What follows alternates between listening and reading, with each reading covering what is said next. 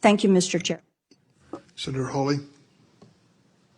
Thank you, Mr. Chairman. Mr. Abadi, let me just stay with you. You just started to answer Senator Blackburn's question that not releasing the 1023 or talking about it as a matter of life and death. Question of life and death, you said.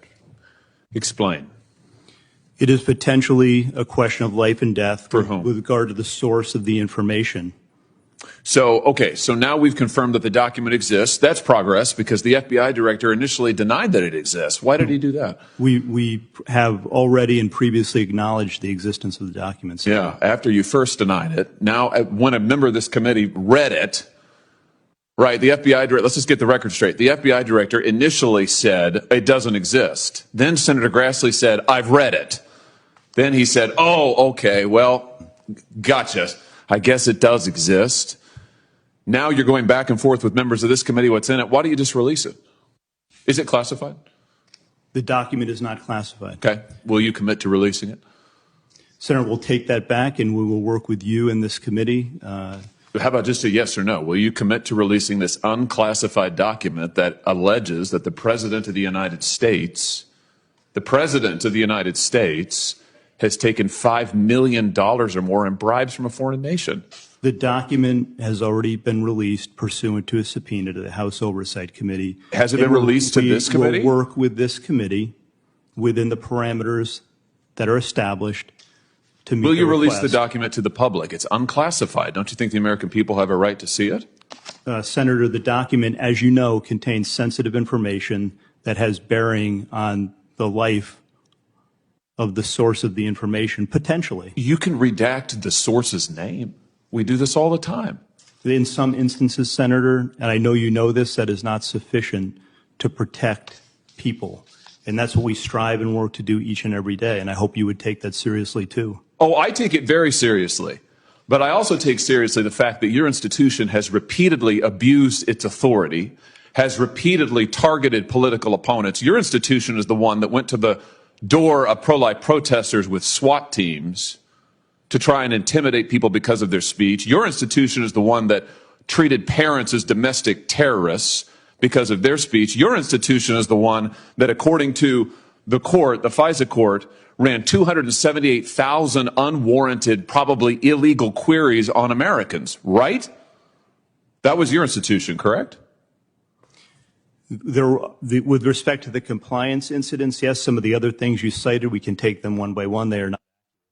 Compliance, you would characterize the unlawful querying 278,000 times of American citizens as compliance issues? We've said before, I've said that it's totally unacceptable.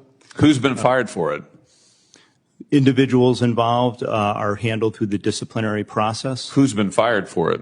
We have, in the case of the unintentional instance where something similar happened, we have fired people in the past. Wait, I'm sorry. What does that word salad mean? The unintentional instance where what does that mean? Who's been fired for the 278,000 times that you improperly or illegally queried the database for American citizens? Anybody? When we find intentional incidents.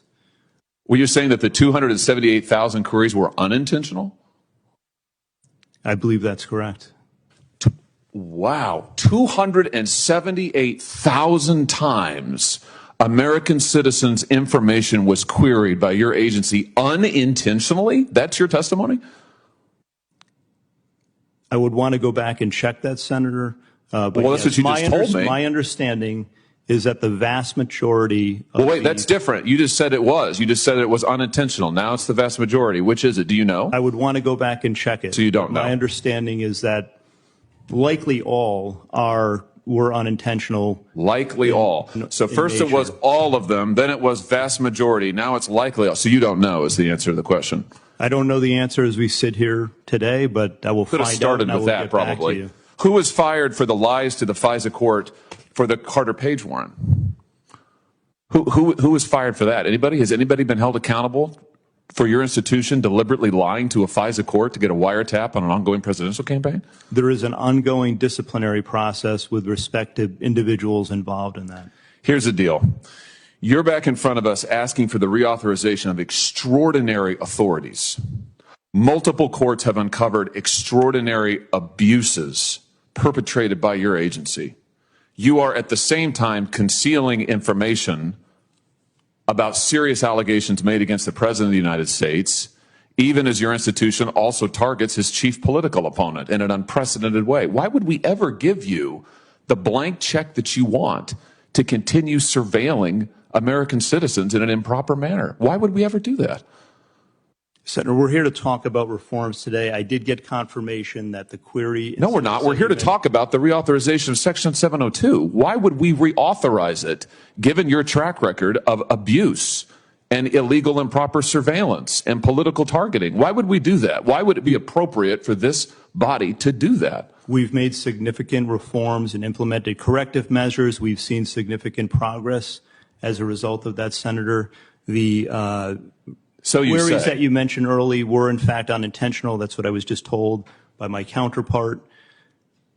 That is an amazing... The earlier question. So your testimony is the 280,000 queries of American citizens was unintentional. That's your final answer? That's how they were assessed by that team that did the review. I'm not satisfied with that. That's why we've implemented further measures, as I announced earlier today. Yeah, I don't believe that at all. And frankly, we've heard from your agency 1,000 times that you're going to do better, will do better. You've promised after the abuses of Title I you'd do better, and then we find out that in the meantime you're illegally querying 280,000 American citizens' data. It's unbelievable, frankly. Everything you say is unbelievable. Senator Tillis.